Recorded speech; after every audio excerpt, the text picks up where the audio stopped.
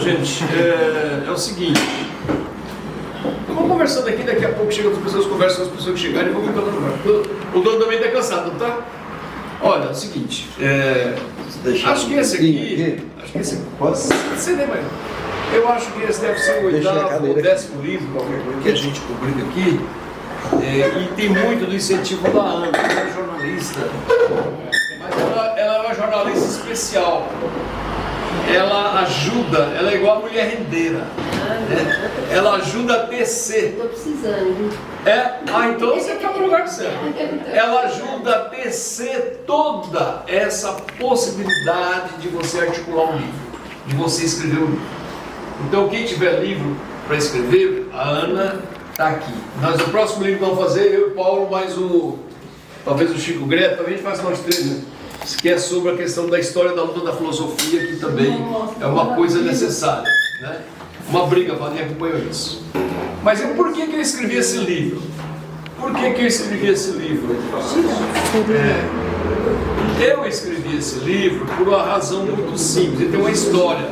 Todo livro tem uma história, né? Todo livro tem uma história. Esse livro aqui, ele tem um pé na pandemia. Ele tem um pé na pandemia. Então não é qualquer coisa, é um momento de maior tragédia no Brasil, que foi essa pandemia, onde, para nossa felicidade, acabou de ser preso o presidente que achava que era mimimi, era brincadeira, ainda zombava das pessoas com falta de ar, dizia que não era, né? Tudo que você imaginar, lembrar ele até faz mal para a gente, até do ponto de vista da psique faz mal para a gente. E evidentemente que na pandemia foi um momento singular, um momento que vinha, a psique humana é assim, ela vai somatizando, chega um momento, até mesmo as pessoas mais fortes, às vezes sem muito você perceber, entra em crise, dá um surto. Então o cara pergunta, dá um surto, é igual a pessoa falar, morreu de colapso, rapidamente nada, não tem uma morte mais limpa do que a morte, do que o infarto, porque ele vai devagarzinho, vai encostando gordura nas paredes das artérias, vai encostando, e ele não está sentindo dor, não está sentindo nada. Quando nem espera, fechou, fartou, se não tomar cuidado, não morre não. A psique humana também é a mesma coisa. A pessoa nasce, vai, o seu inconsciente vai se registrando tudo, como já dizia o Freud, e essas pessoas vão acumulando as coisas, e a pandemia foi um momento, digamos assim, o ápice de que as pessoas ficaram num desespero profundo. Porque você ligava a televisão, mortes e mais mortes. Você ligava a televisão, esperava-se do chefe do Estado pelo menos um consolo, né? E ele ainda exercia uma espécie de patologia contra as pessoas que estavam chorando, sofrendo com as perdas humanas, né? E evidentemente que por uma série de fatores, do ponto de vista político, do ponto de vista humanitário, quando eu perdi meu pai e depois de 5 anos perdi a minha mãe, para nós aqui, a gente perde o chão. Para quem tem pai e mãe vive é uma beleza, né? É uma beleza. Mas quando você perde o pai e a mãe, e no caso do menino ou da menina ou do homem, quando perde a mãe, que tem um problema também psicológico, né? O menino tem mais afinidade com a mãe e a menina tem mais afinidade com o pai, aí depois pode ser discutido o complexo de Édipo, complexo de Electra, enfim, que também faz parte desse debate psicanalítico e filosófico, sociológico. Então você vai dar uma embicada grande, você vai lá no chão, né? É claro que pessoas que trabalham no luto reagem muitas vezes diferente. Tem uns tem uns que até diz que foi tarde, né? Mas tem outros que têm um sentimento profundo, né? E na pandemia você não podia falar com ninguém, não podia conversar com ninguém. A minha depressão foi lá no calcanhar, entendeu? Sozinho dentro de casa, né? Pegar as coisas, muitas vezes a comida por cima do portão. Lembra? Passamos por isso, somos sobreviventes dessa tragédia humana. E aí aí me passaram remédio, me passaram antidepressivo, ansiolítico, tudo sem imaginar. Mas o problema não estava no remédio, o problema era que é muito grave aquele momento, né, para todo mundo. E para as pessoas que são humanas, ela além de sofrer com seus problemas, ela também identifica ou transfere, segundo a psicanálise também, para os outros, ou é transferido dos outros para si, o sofrimento humano. Então você vê aquelas cenas das pessoas morrendo, das pessoas, aquelas filas de pessoas jogadas numa vala comum, né? Aquilo ali todinho impactava a gente fortemente. Não sei se estão lembrando disso. Aí eu falei, bom, eu tenho que arrumar um jeito, eu não vou me suicidar. Eu não vou me suicidar sozinho dentro de casa, porque eu estava sozinho. Estava morando sozinho nessa casa, dentro de casa. Morando sozinho, você fala, não vou me suicidar. Eu não posso dar um exemplo negativo para meus filhos. Porque passa tudo pela cabeça. Não pense que não. Não pense que não. Viu? Não pense que o suicídio é uma coisa que está distante de todo mundo. Todo mundo um dia na vida falou, pô, essa vida está uma merda, eu não aguento mais ela. Tem um livro do Nietzsche?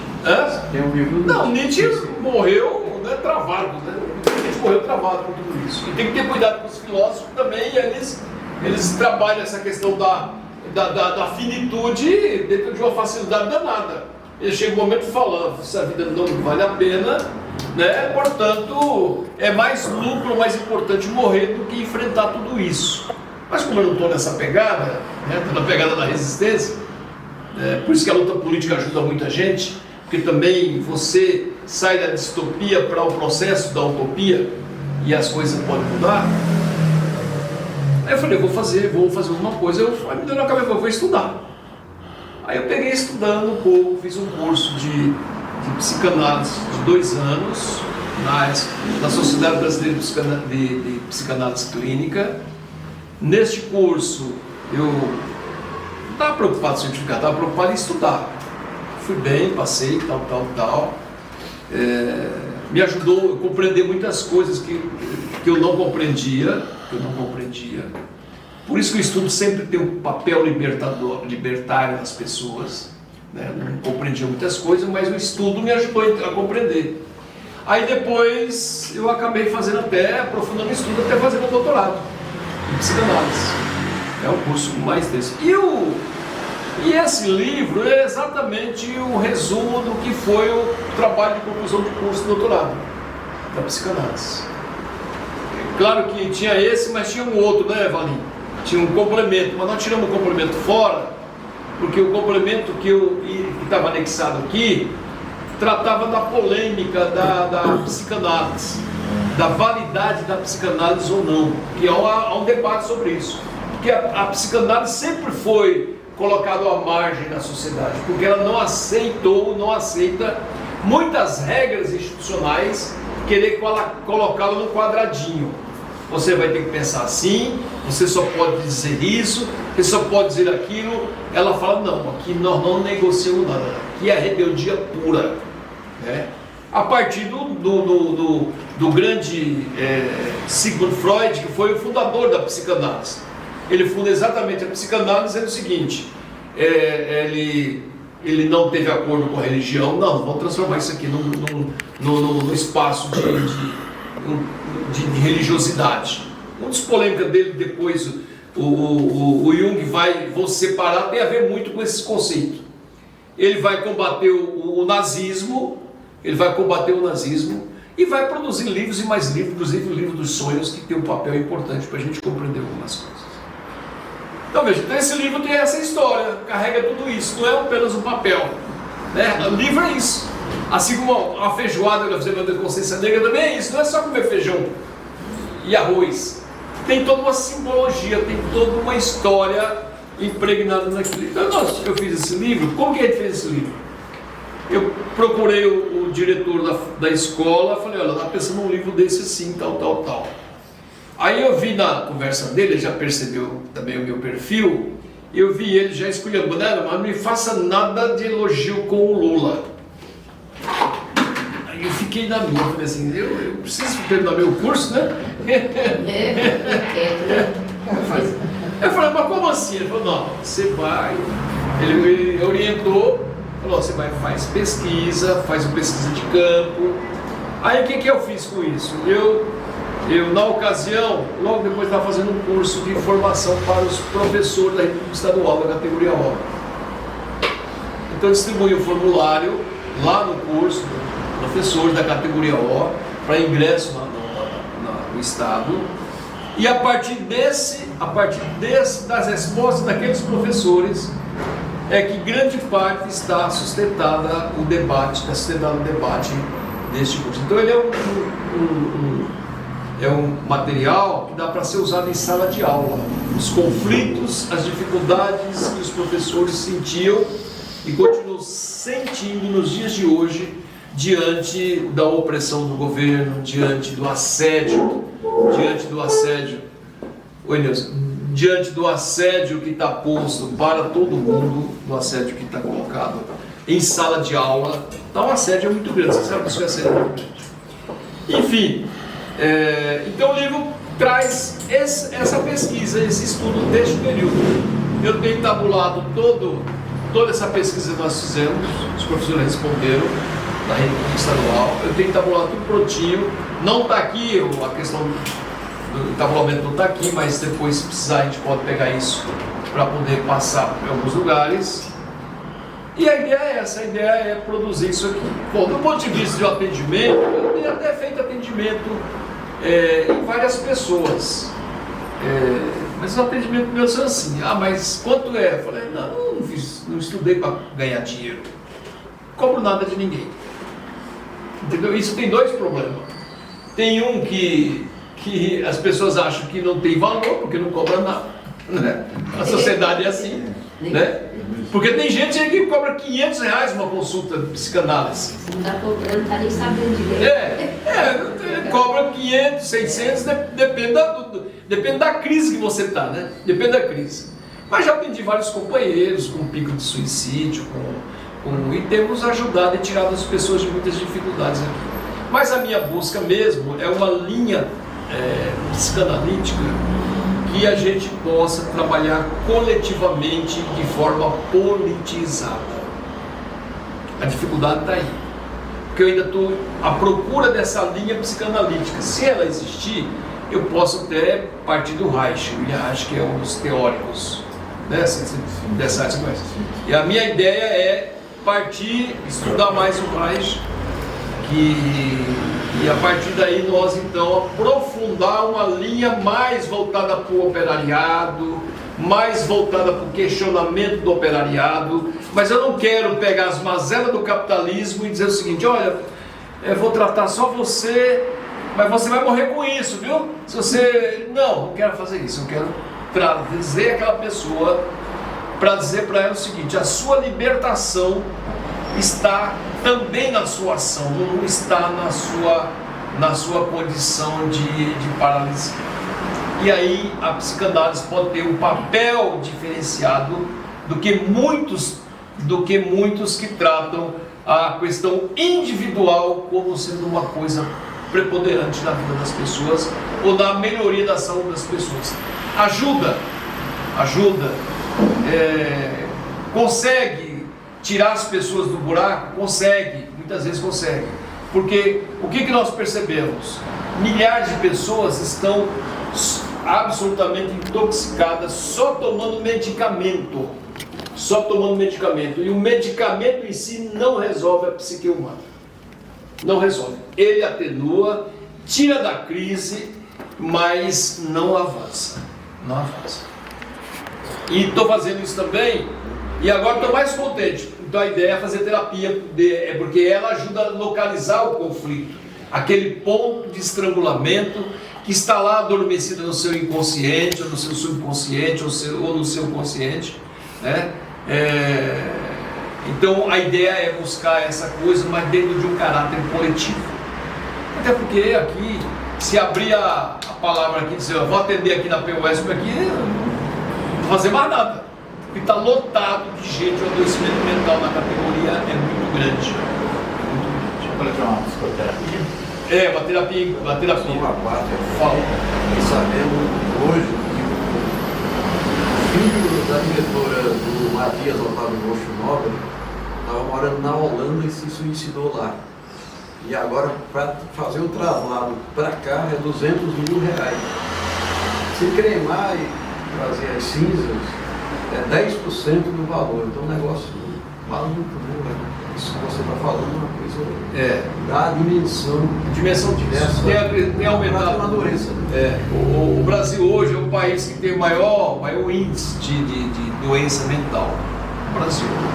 E depois da pandemia, isso piorou fortemente, porque as pessoas, né, os parâmetros da vida, praticamente os paradigmas da vida foram, né, detonados, né, os valores. Então, e o índice também de pessoas que cometem o suicídio aumentou violentamente. E precisa ter cuidado, principalmente ter cuidado com a juventude. Por isso que é fundamental ter uma perspectiva política, porque grande parte da juventude, muitas vezes não é que ele é levado ao suicídio, e não tem uma dor maior do que você, tem que tirar sua vida. Não pense que é uma irresponsabilidade, não. Não pense que é uma brincadeira, não. É uma dor. A pessoa que faz aquilo é num desespero tão profundo que é o limite que ele conseguiu, digamos assim, que foi levado. Que ele nem tem. Chega um momento que ele a ruminação, o organismo começa a ruminar pensamento suicida, que vai potencializando ao ponto de que ele não tem mais controle, e aquele processo de permanente ruminação vai levá-lo, se não tiver uma interferência. Eu falo isso porque eu converso muito com a juventude. Teve um caso que eu atendi aqui de um rapaz, um militante. Atendi uma vez, orientei. Na segunda vez, na outra semana, ele veio aqui e falou assim, eu falei, como que você trata melhor? Ele falou, olha, melhor não, mas vai fazer o quê, né? Como que fazer o quê? Ele falou, olha, ontem a tarde inteira eu fiquei procurando no Google como eu me matar de forma efetiva.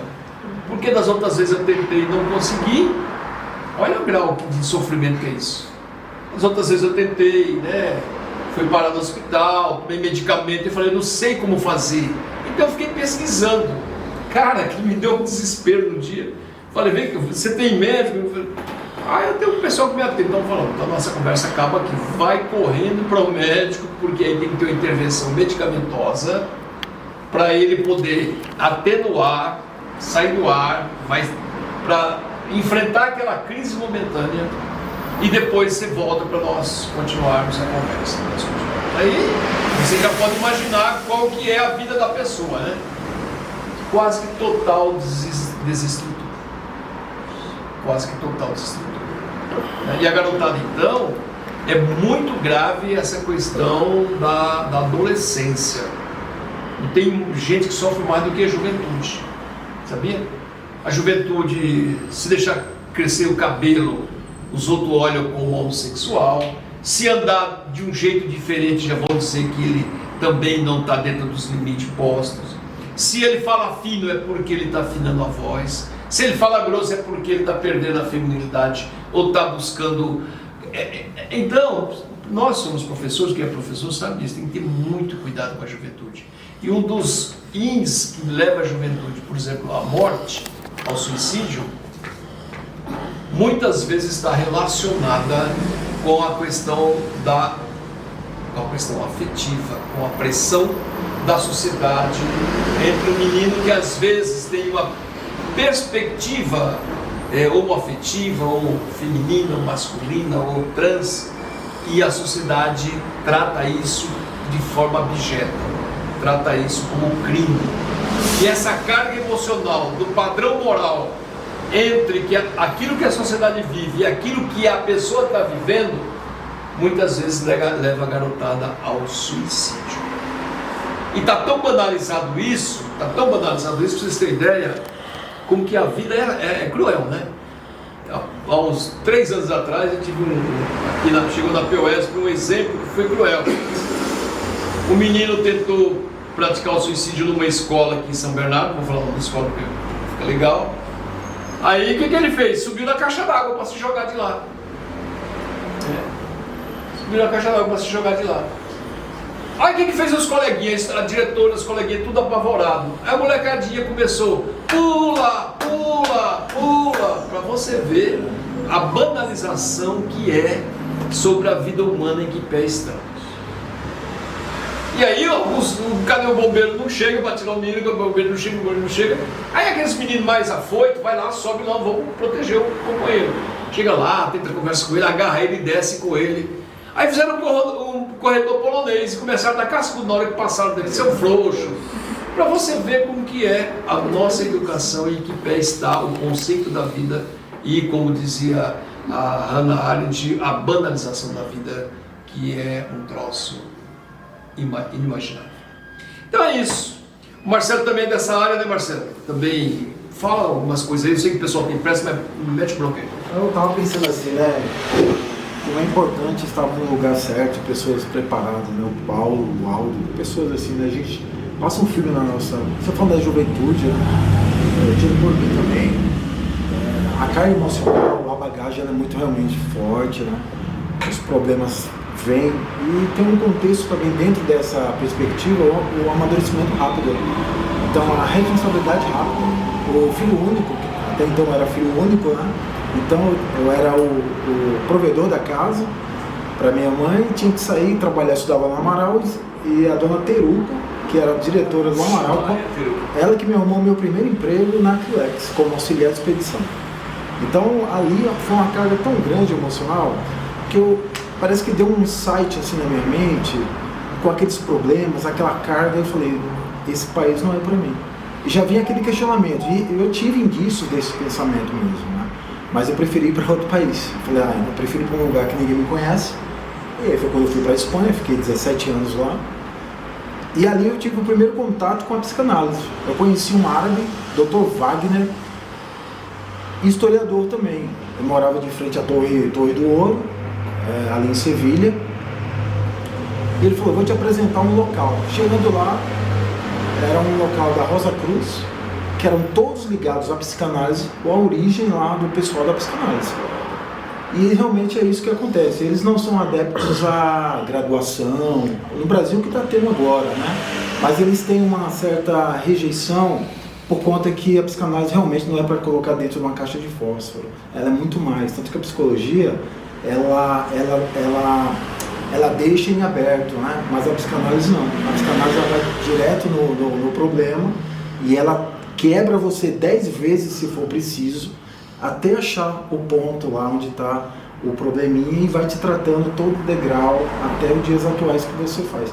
Eu achei muito interessante a psicanálise, né? Eu estou terminando agora pela UniBF a segunda graduação, né, da psicanálise, e estou terminando na Unanchieta a graduação de psicologia, porque eu achei que isso que você está fazendo, Paulo, Aldo, é importante porque a rede estadual, o Brasil precisa desse lado de atendimento. Precisa porque nós estamos vivenciando uma era de aceleração e as redes sociais ela tem 50%, digamos assim, dessa contribuição, desse afastamento de pessoa. Antigamente nós cumprimentávamos, tocávamos no outro, nós cumprimentávamos, hoje nós somos superficiais. Que é abordo naquele meu livro Redes Sociais. Hoje estamos no senhor algoritmo, que é o senhor da atualidade. Hoje, a superficialidade, nós não olhamos mais no outro. Alguém está falando com a gente aqui e nós estamos, sim. Quer dizer, a banalização da vida começa aí. Nós não, às vezes não é nem dinheiro, é só um olhar, tá tudo bem com isso. Eu acredito que isso a psicanálise está fazendo um papel muito importante nesse serviço aí. O que é legal também, que eu estou achando legal, que meu filho, como é médico, vai agora fazer especialização em psicanálise. Ele está clínico geral e agora vai na Santa Casa já se preparou para fazer a psicanálise, a especialização dele. E o que é mais legal é que ele está já agora em dezembro se forma médico na questão da cannabis. Cannabis? Que é ele fala para o pai, isso aqui é uma revolução. falou que tem que... Canabidiol. Canabidiol. Canabidiol. Ele falou isso aqui é uma revolução, porque ela foi tão marginalizada, perseguida, e principalmente no setor mais pobre, miserável, que falou, grande parte das pessoas hoje, os adoecimentos que existem, é tudo absolutamente curável a partir de medicamentos extraídos dessa situação. Ele falou, isso aqui é um negócio... Aí ele se interessou, fez curso, especialização, e já pode atender como médico agora em dezembro. Então, em dezembro já pode atender como médico. O que também me deixa orgulhoso com isso. Você vê, né, que ele também tem preocupação com o humano. O que eu faço isso aqui, gente? É porque... Você acha que eu ganho dinheiro com isso aqui? Isso não paga nem a diagramação e a gráfica. Nada. Isso aqui é porque a gente é diferente, a gente gosta das pessoas. A gente acredita na humanidade. E quando você acredita na humanidade, você doa... doa seu conhecimento para o conhecimento coletivo. Falei demais, é isso o livro que se propõe. Eu não tive tempo de organizar nada, porque eu vou fazer o quê? Sair da reunião 4h30, né? Da reunião 4h30 para estar aqui 5 horas, para fazer uma reunião, para depois já vir falar aqui. Então não tem jeito, depois ainda tem uma conversa ainda que o Jaime chamou aqui, vai chegar as pessoas para depois uma reunião. Gente, é isso. O livro, o valor de troca, né? R$30, né? Que para pagar a parte que foi feito. E aí quem tiver interessado em debater, em aprofundar a questão da psique humana, eu me coloco à disposição para poder ajudar nesse debate. Debate que, ou seja, minha ideia é formar mais gente para mais gente atender mais gente. A ideia não é eu ficar com o mínimo do conhecimento que eu tive, que ainda é pouco, mas podemos ter mais, mas é ampliar isso aqui, socializar com mais gente, mas do ponto de vista da militância. Não é fugir da militância, se refugiar no divã, eu vou te sarar a partir do divã. Não vai sarar, não vai resolver. Um dos grandes problemas que gera todo tipo de problema humano, aí volta no velho Marx. Marx tinha razão. O capital, o dinheiro, ainda é o grande motor da instabilidade psicoemocional. E aí os psicanalistas não querem essa conversa, os psicólogos fogem desse debate, mas eu estou fazendo isso para poder dizer o seguinte: voltar. O grande debate que teve entre Jung, Lacan e Freud foi exatamente, tinha a ver com isso também. Freud apresenta uma tese, que é o fundador, o pai da psicanálise, escreve livros, faz experiência, fez experiência inclusive com droga, para saber do efeito que ela tinha, para poder depois medicar seus pacientes. Teve 20, me parece quase 20 cirurgias de câncer da mandíbula, sofrimento do cão, e no final ele falou assim: gente, eu não aguento mais essa vida, pode desligar os aparelhos. Mas grande parte do que ele falou ainda não foi superado. O Jung vem e fala: olha, o consciente não é o consciente coletivo, não é o consciente individual, é o consciente coletivo. Aí uma parte das religiosidades pegou o consciente coletivo e muitas vezes deu um caráter mais religioso para o debate, né? Aí o que faz o Lacan? O Lacan, que é outro pensador, que aliás tem um hospital com o nome dele, Lacan, que queijo, então tá bom. É o que tem para hoje. Oi. Sobre esse assunto está percutindo, porque só ontem o Instagram, o Google navegando, mandando essa notícia. Então, Não, tá Então nós vamos discutir depois daqui da conversa, discutir isso. Começou com o professor Aldo, Vamos lá. só um breve parênteses, começou com o professor Aldo lá na Câmara, que não foi 25 atendido, e a pesquisa do Diego Cana fez parte da peça também, importantíssimas as reflexões, e foi uma força conjunta aqui. Né? Conjunto. Gente, então é isso. Obrigado pela presença. Onde vai entrar todo mundo? Onde cabe todo mundo vai entrar? Vamos ver. Aí, na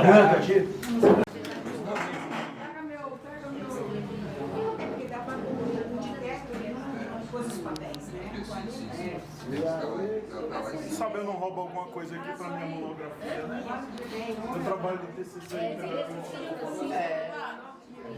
sabe, eu não pego alguma coisa.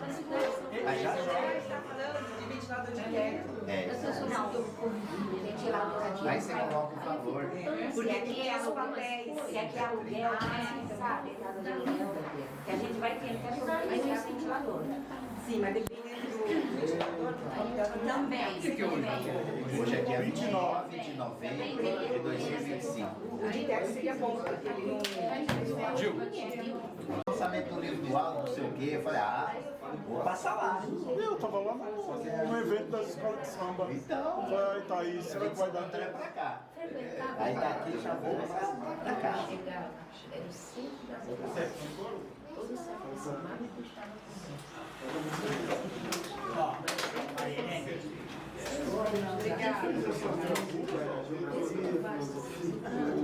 O Léo. O individualismo estava naquele meu livro, Os Elementos Mágicos. Sim.